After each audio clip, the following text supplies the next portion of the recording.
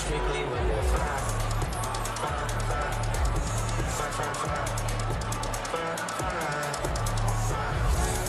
I'm a new selling baby, driving the race.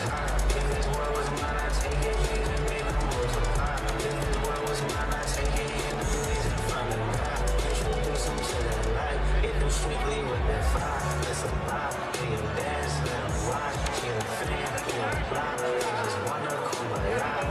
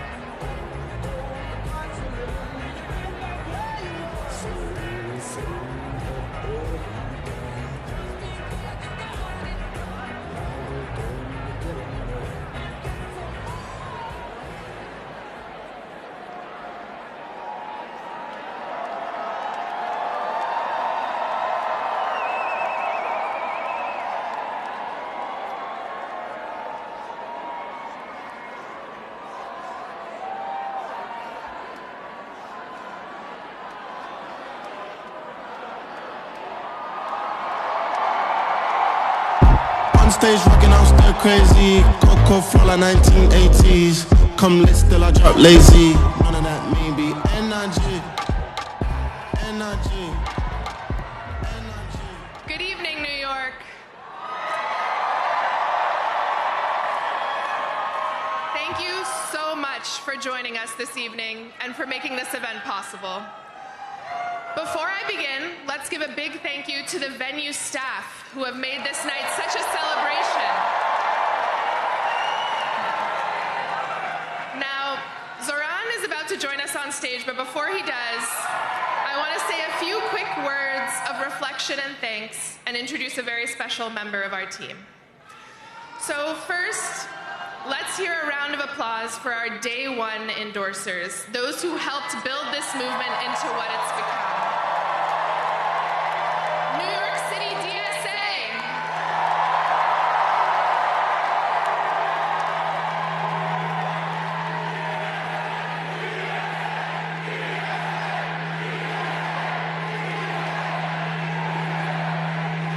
Cab Voice. Drum Beats. New York Communities for Change. And Jewish Voice for Peace Action.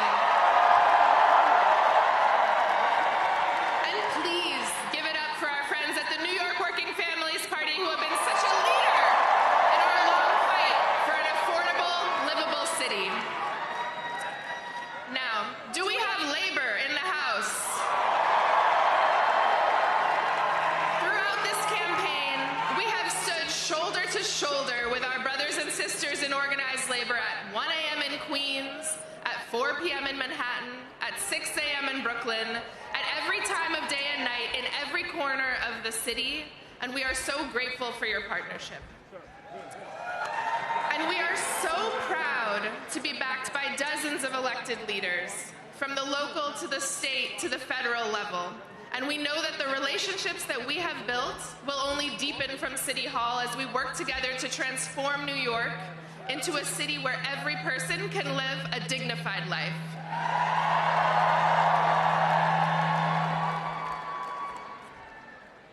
I also want to thank our incredible campaign staff.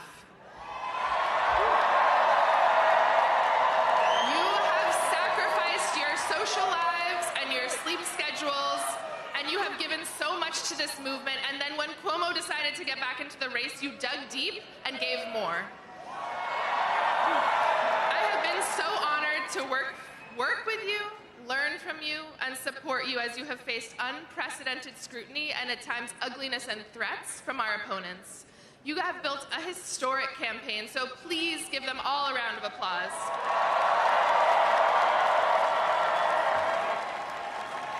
And please join me in celebrating the person who has been Zohran's right hand from day one, whose deep commitment to our movement and care for our people has infused every part of this campaign from top to bottom, and without whom we would not be here tonight, El Biscard Church.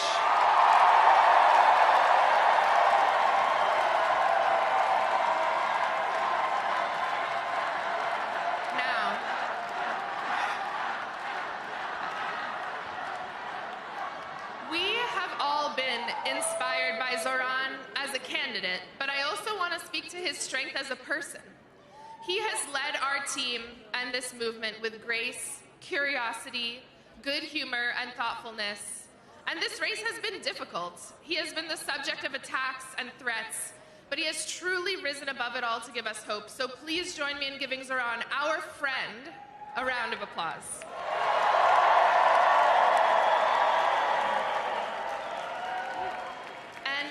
Too many supporters to name, so I want to speak to everyone directly.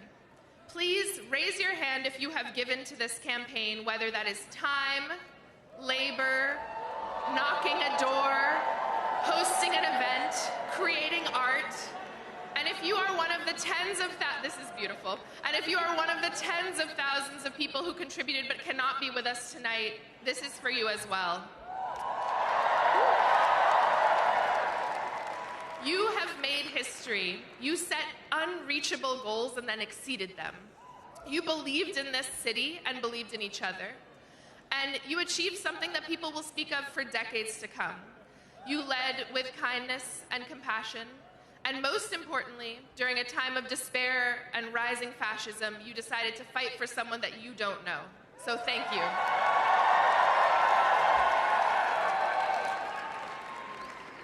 Friends, the scope of this campaign was truly unprecedented. We had hundreds of thousands of conversations with our neighbors and trained leaders who will help us deliver our agenda for the next 4 years. But this record-breaking program did not come out of nowhere. It was the product of years of organizing and leadership development by New York City DSA and so many of our movement partners.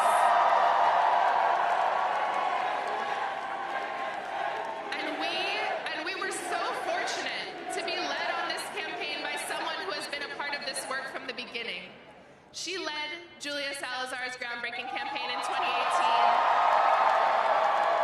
and since then has been behind the scenes in so many of our victories.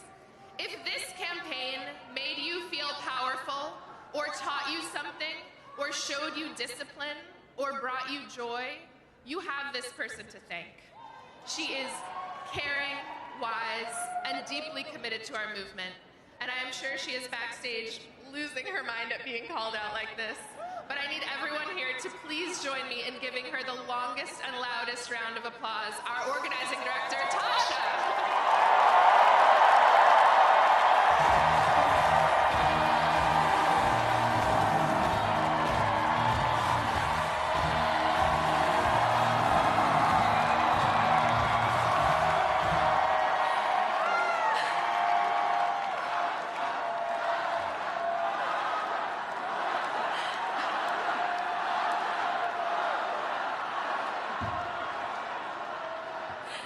Thank you. This is very exciting. Thank you, everyone. I'm Tasha, and I've had the honor of being the field director on this campaign. I first crossed paths with Zohran in 2017 on a city council campaign for Kader El-Yatim in Bay Ridge. Zohran was the paid canvas manager, and I was volunteering on the campaign as a member of New York City Democratic Socialists of America.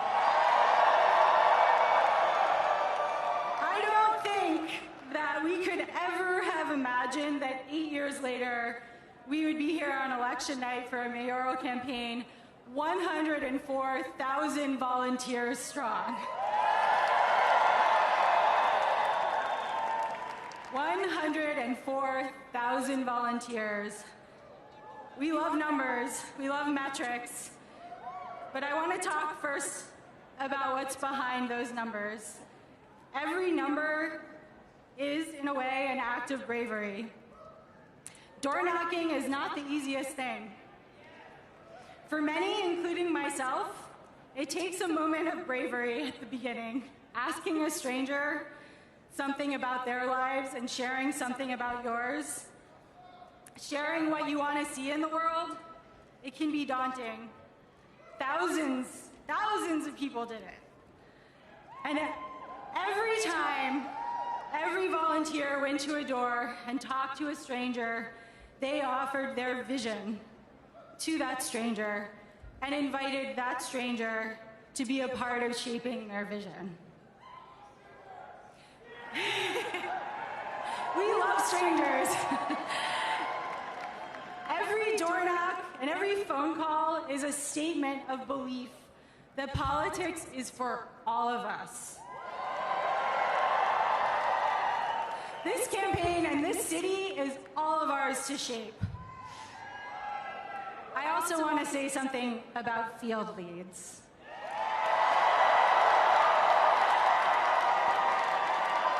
All of our canvases, for those who don't know, all of our canvases have been led by volunteers we call field leads. Many of them are here. Most led a shift every week, and some led a shift every week since December. And every time they led a canvass, and they were the ones welcoming new volunteers into our movement. They were the ones who helped inspire folks coming out to canvass for the first time. Without those 700 people who chose to step into leadership in an uncertain moment and try something new and scary, this field operation at this scale would not have happened. Those 700 people prove that leadership isn't about having all of the answers, it's about the willingness to step into the unknown and inspire others to imagine something better. So here are the numbers. Over 104,000 volunteers made over 4.4 million calls. At around noon today, a volunteer knocked our 3 millionth door. Over 700 field leads have led over 5,700 canvasses in 243 neighborhoods. 6,568 voters signed up to volunteer on the spot when they were canvassed by somebody. 8,389 voters signed up to volunteer when they were asked by a phone banker. These are unprecedented numbers. The bravery that you all have shown, that this field operation carried across all 5 boroughs, is going to transform our city.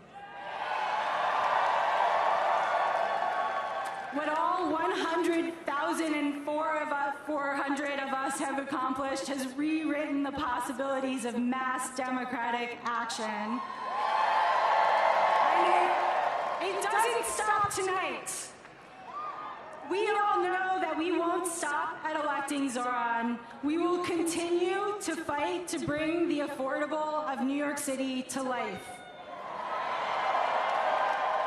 I am so excited to do that with all of you. And now I'm so honored to introduce the person you've been waiting to hear. We've worked for many years to bring about change in New York City that it so urgently needs. He's been a friend, and he is the next mayor of the greatest city on earth, Zohran Mamdani.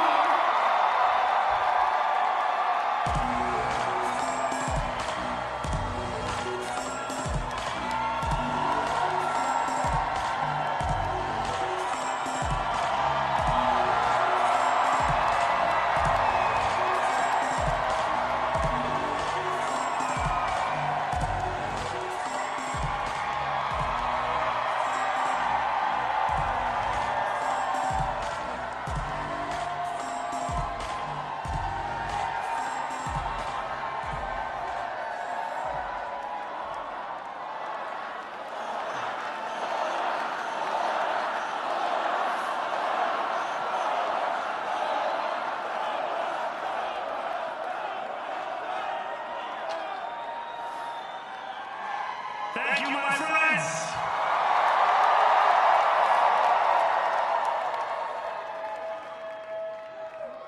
The sun may have set over our city this evening, but as Eugene Debs once said,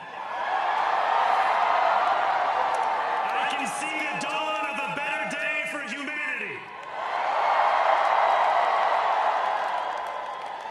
For as long as we can remember, the working people of New York have been told by the wealthy and the well-connected that power does not belong in their hands. Fingers bruised from lifting boxes on the warehouse floor, palms calloused from delivery bike handlebars, knuckles scarred with kitchen burns. These are not hands that have been allowed to hold power. And yet, over the last 12 months, you have dared to reach for something greater. Tonight, against all odds, we have grasped it. The future is in our hands. My friends, we have toppled a political dynasty.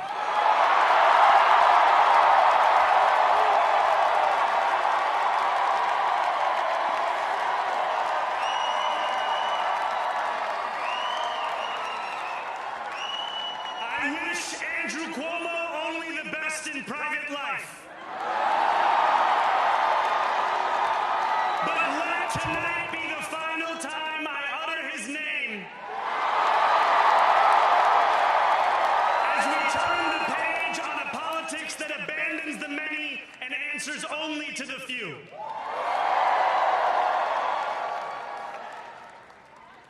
New York, tonight you have delivered a mandate for change. A mandate for a new kind of politics. A mandate for a city we can afford. And a mandate for a government that delivers exactly that. On January 1st, I will be sworn in as the mayor of New York City.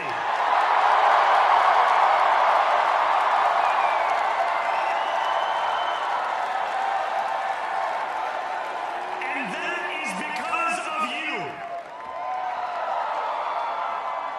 So before I say anything else, I must say this. Thank you. Thank you to the next generation of New Yorkers who refused to accept that the promise of a better future was a relic of the past. You showed that when politics speaks to you without condescension, we can usher in a new era of leadership. We will fight for you because we are you. Or as we say on Steinway, ana minkum wa ilaykum.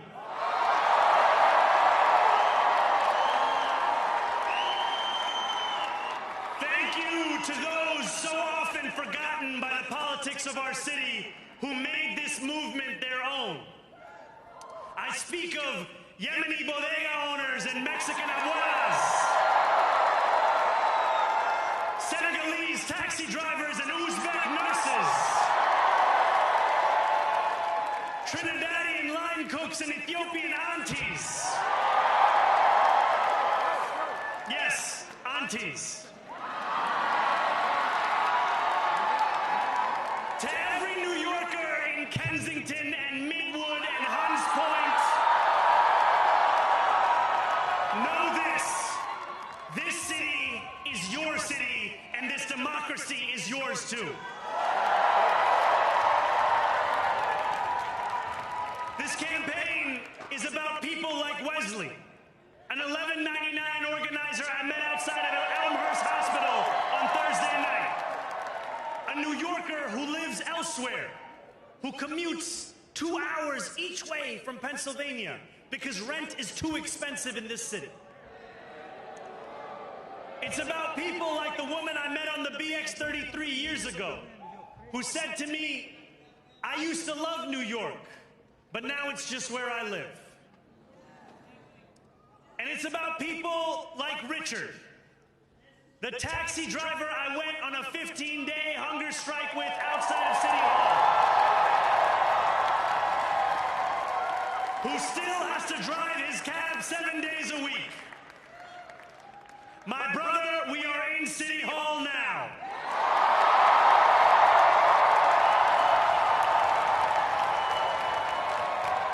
This victory is for all of them. And it's for all of you. The more than 100,000 volunteers who built this campaign into an unstoppable force. Because of you, we will make this city one that working people can love and live in again. With every door knocked, every petition signature earned, and every hard-earned conversation, you eroded the cynicism that has come to define our politics.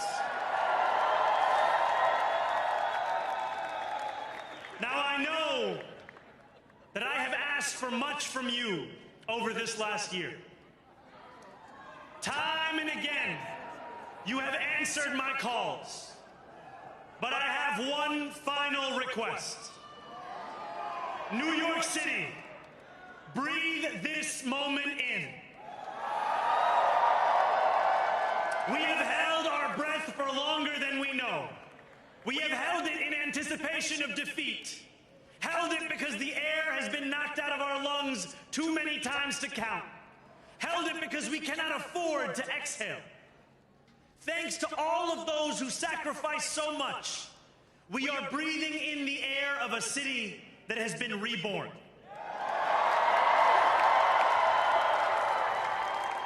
To my campaign team, who believed when no one else did, and who took an electoral project and turned it into so much more, I will never be able to express the depth of my gratitude. You can sleep now. To my parents, Mama and Baba, you have made me into the man I am today. I am so proud to be your son.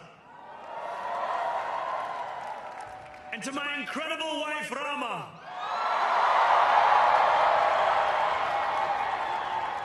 Hayati, there is no one I would rather have by my side in this moment and in every moment.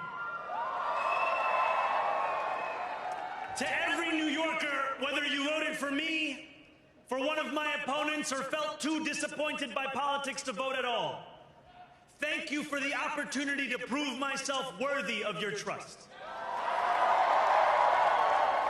I will wake each morning with a singular purpose: to make this city better for you than it was the day before. There are many who thought this day would never come, who feared that we would be condemned only to a future of less, with every election consigning us simply to more of the same. And there are others who see politics today as too cruel for the flame of hope to still burn. New York, we have answered those fears. Tonight we have spoken in a clear voice. Hope is alive. Hope is a decision that tens of thousands of New Yorkers made day after day, volunteer shift after volunteer shift, despite attack ad after attack ad. More than 1 million of us stood in our churches, in gymnasiums, in community centers, as we filled in the ledger of democracy. And while we cast our ballots alone, we chose hope together. Hope over tyranny. Hope over big money and small ideas. Hope over despair. We won because New Yorkers allowed themselves to hope that the impossible could be made possible. And we won because we insisted that no longer would politics be something that is done to us. Now it is something that we do.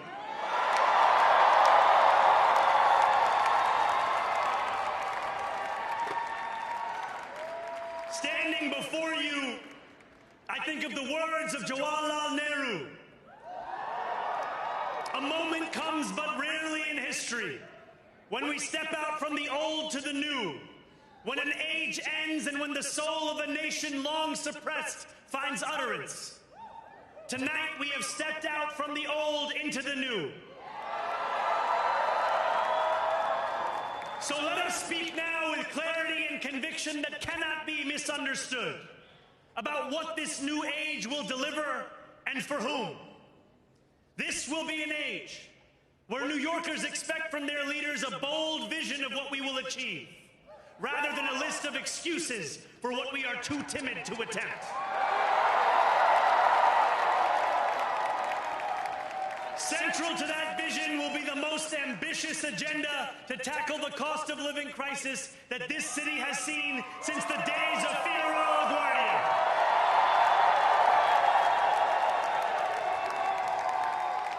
An agenda that will freeze the rents for more than 2 million rent-stabilized tenants. Make buses fast and free. And deliver universal child care across our city. Years from now, may our only regret be that this day took so long to come. This new age will be one of relentless improvement. We will hire thousands more teachers. We will cut waste from a bloated bureaucracy. We will work tirelessly to make lights shine again in the hallways of NYCHA developments where they have long flickered. Safety and justice will go hand in hand as we work with police officers to reduce crime and create a department of community safety that tackles the mental health crisis and homelessness crises head on. Excellence will become the expectation across government, not the exception. In this new age we make for ourselves, we will refuse to allow those who traffic in division and hate to pit us against one another. In this moment of political darkness, New York will be the light. Here, we believe in standing up for those we love. Whether you are an immigrant, a member of the trans community, one of the many black women that Donald Trump has fired from a federal job, a single mom still waiting for the cost of groceries to go down, or anyone else with their back against the wall, your struggle is ours too. And we will build a city hall that stands steadfast alongside Jewish New Yorkers and does not waver in the fight against the scourge of anti-Semitism. Where the more than 1 million Muslims know that they belong.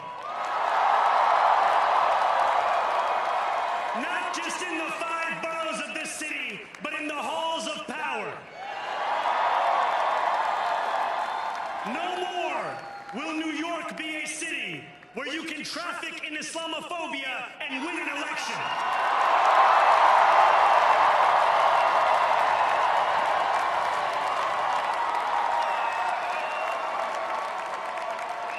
This new age will be defined by a competence and a compassion that have too long been placed at odds with one another. We will prove that there is no problem too large for government to solve and no concern too small for it to care about. For years, those in City Hall have only helped those who can help them. But on January 1st, we will usher in a city government that helps everyone. Now, I know that many have heard our message only through the prism of misinformation.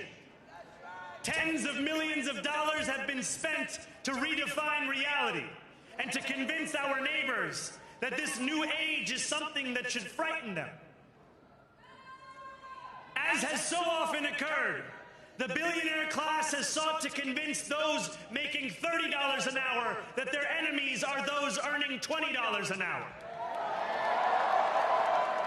They want the people to fight amongst ourselves so that we remain distracted from the work of remaking a long broken system.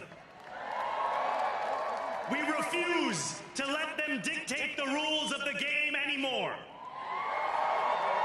They can play by the same rules as the rest of us.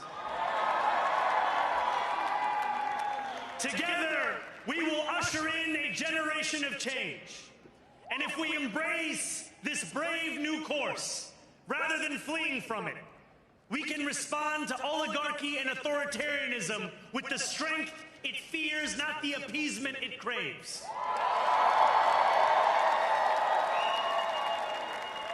After all, if anyone can show a nation betrayed by Donald Trump how to defeat him, it is the city that gave rise to him.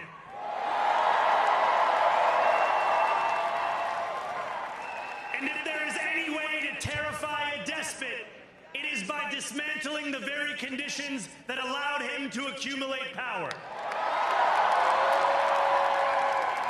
This is not only how we stop Trump, it's how we stop the next one. So Donald Trump, since I know you're watching, I have 4 words for you. Turn the volume up.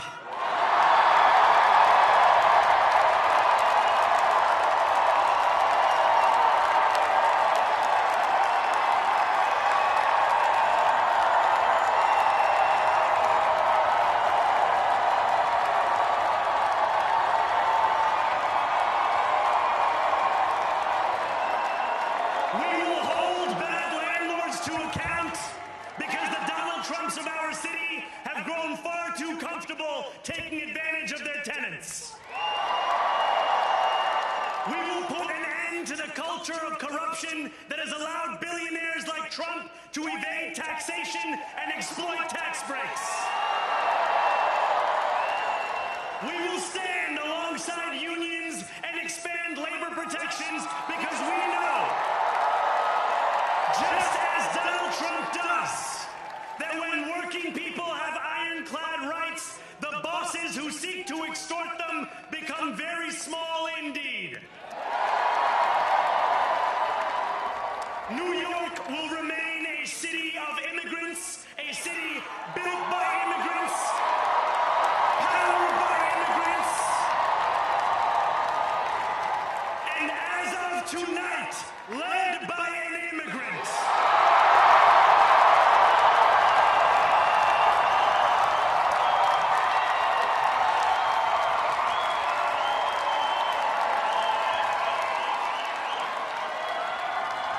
So hear me, President Trump, when I say this. To get to any of us, you will have to get through all of us.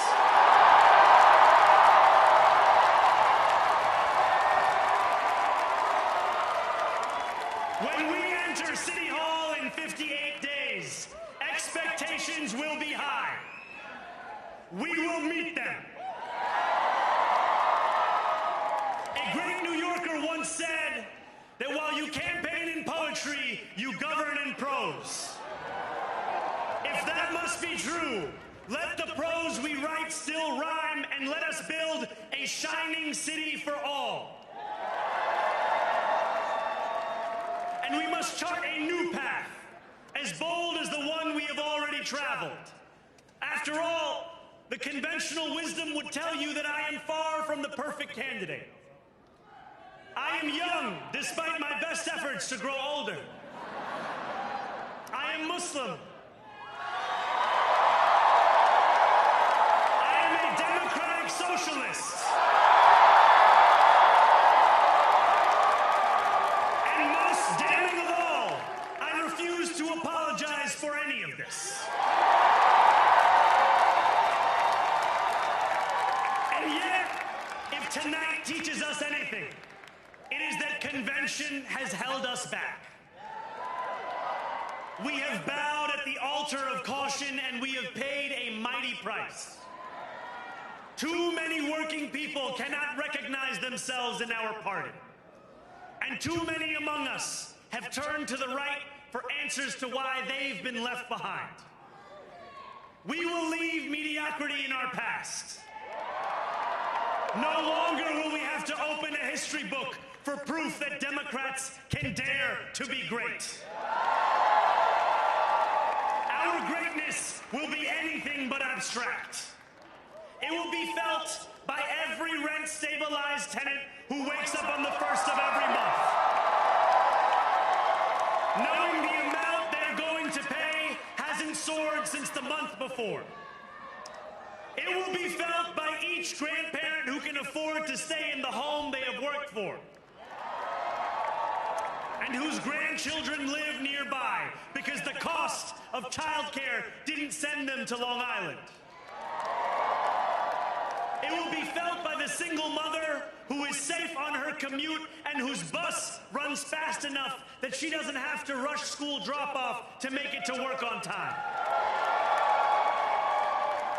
And it will be felt when New Yorkers open their newspapers in the morning and read headlines of success, not scandal. Most of all, it will be felt by each New Yorker when the city they love finally loves them back. Together, New York, we're going to freeze the... Together, New York, we're going to make buses fast and... Together, New York, we're going to deliver universal... Let the words we've spoken together, the dreams we've dreamt together, become the agenda we deliver together.